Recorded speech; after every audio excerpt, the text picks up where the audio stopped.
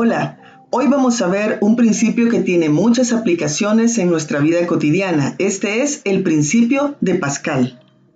Cuando oprimimos el tubo de la pasta dental, la pasta fluye hacia afuera por la abertura del tubo. Esto demuestra la acción del principio de Pascal. Cuando se aplica la presión en cualquier lugar del tubo, esta es sentida en todos los lugares del tubo, obligando a la pasta a salir de él. El postulado del principio de Pascal nos dice que la presión aplicada a un fluido se transmite íntegramente a todas las partes del fluido y a las paredes del recipiente que lo contiene. Esto lo podemos observar en este esquema, donde este tubo y esta esfera están completamente llenas de agua y acá tenemos un émbolo. Cuando nosotros presionamos acá, esta fuerza dividida entre esta área hace que la presión cambie, la presión aumente y esta presión se ve transportada íntegramente a todas las partes del fluido, haciendo que los chorros de agua salgan con presión. Lo vemos acá en esta animación. Al bajar el émbolo, aumenta la presión y entonces sale el agua. Es decir, si nosotros aumentamos la presión de un fluido en una cantidad delta de P, cualquier otra parte del fluido va a experimentar este mismo aumento de presión delta de P. El principio de Pascal es la base de la operación de todos los mecanismos transmisores de fuerza hidráulica, tales como los que podrían encontrarse, por ejemplo, en maquinaria que sirva para el movimiento de tierra, como lo vemos acá en estos ejemplos, o en el caso de los frenos hidráulicos que tenga un automóvil, porque ello nos permite amplificar una fuerza aplicada que sea relativamente pequeña para elevar un peso mucho más grande, como sucede en el caso de las plataformas de elevación de automóviles o el caso de la silla del dentista. También sirve para transmitir fuerza a grandes distancias o hasta distancias que sean relativamente inaccesibles, como en el caso de algunos mecanismos internos de algunos aparatos. Para demostrarse el principio de Pascal, vamos a colocar un líquido incompresible dentro de un recipiente cilíndrico que esté provisto de un émbolo y le vamos a aplicar una fuerza al émbolo. Vemos acá, este es el recipiente cilíndrico, esto de acá es el émbolo y este de acá es el líquido incompresible. Vamos a tener que la fuerza externa que le estamos aplicando al émbolo va a dar como resultado una presión a la que le vamos a llamar presión externa. Esta presión externa está siendo aplicada al líquido que se halla inmediatamente debajo del émbolo, como lo vemos acá. Si el líquido tiene una densidad a la que le vamos a llamar ρ, vamos a poder aplicar la ecuación fundamental de la hidrostática que se vio anteriormente, es decir, esta ecuación, que la presión en cualquier parte del fluido va a ser igual a la presión atmosférica más la densidad por la gravedad por la profundidad. Pero en este caso no tenemos una presión atmosférica porque el líquido no está abierto a la atmósfera, sino que está siendo presionado por un émbolo. Entonces vamos a cambiar la presión atmosférica por la presión que le hemos llamado presión externa. Y la expresión nos va a quedar así. La presión en cualquier parte del líquido va a ser igual a la presión externa más la densidad por la gravedad por la profundidad. Y si la presión externa aumenta en una cantidad delta P, cabe preguntarse cómo cambia la presión en el fluido como resultado de este cambio de presión externa. Esa es una pregunta muy interesante que viene a ser la base del principio de Pascal.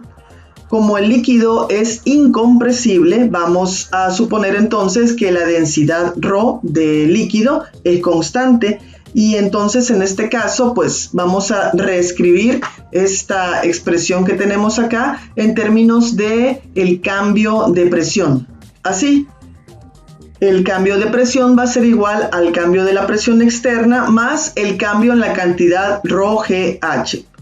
Acá, como ya dijimos, la densidad es constante, entonces esto nos va a generar que el cambio en la densidad es cero. La gravedad también es una constante, entonces su cambio va a ser igual a cero. Y como lo estamos viendo para un punto en particular, vamos a suponer también que h no cambia y por lo tanto delta h es igual a cero.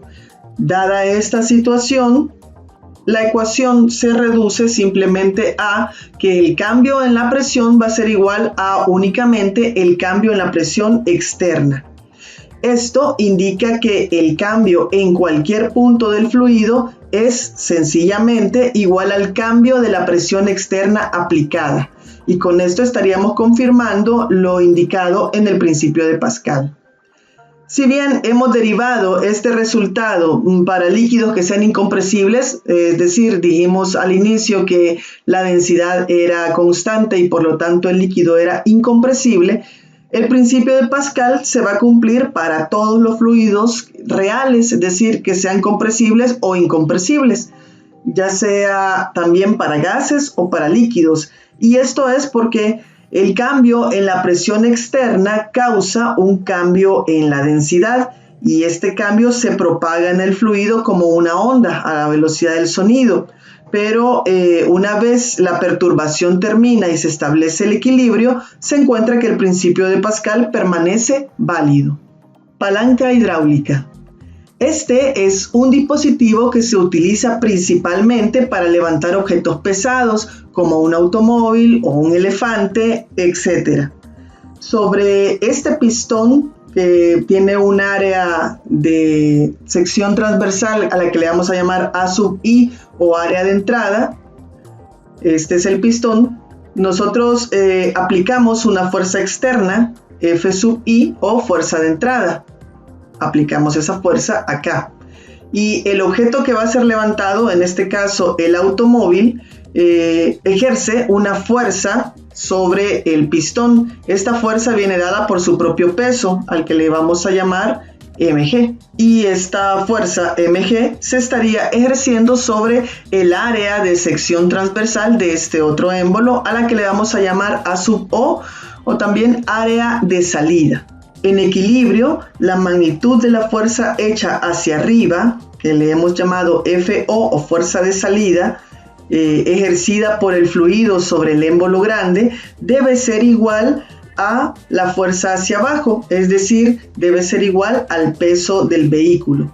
Acá estamos despreciando el peso del émbolo, solamente estamos tomando en cuenta el peso del cuerpo que se desea levantar. Y a final de cuentas lo que deseamos es encontrar qué relación existe entre la fuerza de entrada que se hace acá en el émbolo pequeño con la fuerza de salida que se hace acá en el émbolo grande. La presión sobre el fluido del émbolo pequeño debido a la fuerza externa aplicada viene dada por esta expresión. Esta presión de entrada va a ser igual a la fuerza de entrada dividida entre el área de entrada. Y de acuerdo con el principio de Pascal, esta presión debe ser igual a la presión de salida, dada por esta expresión, la fuerza de salida entre el área de salida. Escribiendo esto en forma de ecuación, tendríamos que la presión de entrada tiene que ser igual a la presión de salida. Ojo con esta ecuación, esta es la base del principio de Arquímedes, que las dos presiones sean iguales. Lo dijimos en el momento en que mencionábamos que la presión es transmitida íntegramente a todas las partes del fluido. Entonces lo que estamos diciendo es que la presión debe ser la misma. Es la presión la que debe ser la misma, no la fuerza, ¿ok? Ahora, sustituyendo acá cada una de estas presiones por las expresiones que veíamos anteriormente, tendríamos que la fuerza de entrada entre el área de entrada debe ser igual a la fuerza de salida entre el área de salida. Y de acá podemos despejar para encontrar la relación entre las fuerzas. Nos puede quedar así: la fuerza de entrada va a ser igual a el área de entrada entre el área de salida por la fuerza de salida. A esta fuerza de salida le hemos llamado también peso. Analizando acá esta expresión, vamos a ver que esta cantidad de acá, la razón de las áreas, el área de entrada entre el área de salida, es menor que 1, debido a que el área de entrada es más pequeña que el área de salida. Entonces vamos a tener que entre mayor diferencia exista entre estas dos áreas, más pequeño va a ser el número, ¿verdad? Va a ser menor que 1 todavía. Y entonces la fuerza aplicada F sub I o fuerza de entrada podrá ser mucho menor que el peso que está siendo levantado. Ahora, volviendo a la ecuación original de la igualdad de las presiones, podemos despejar también para F sub O. Tendríamos que la fuerza de salida es igual al área de salida entre el área de entrada multiplicado por la fuerza de entrada. Esta cantidad que está acá, la razón del área de salida entre el área de entrada, indica cuántas veces es más grande la magnitud de FO con respecto a FI.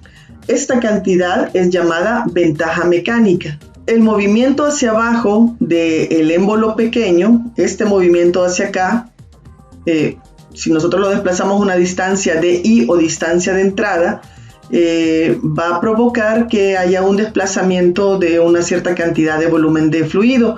Ese volumen viene dado por esta expresión, que sería la distancia multiplicada, la distancia o la altura multiplicada por el área de sección transversal. Si el fluido es incompresible, entonces el volumen debe ser igual al volumen desplazado por el movimiento hacia arriba, acá, de el émbolo grande, que se estaría desplazando una distancia de sub O. Por lo tanto, el volumen desplazado en este émbolo sería la distancia de salida por el área de sección transversal de salida. Como estos dos volúmenes deben ser iguales, entonces podemos escribir esta expresión. El volumen va a ser igual a la distancia de entrada por el área de entrada o la distancia de salida por el área de salida. Despejando de acá la distancia de salida, tendríamos que esta distancia va a ser igual a la razón de las áreas, el área de entrada entre el área de salida, por la distancia de entrada.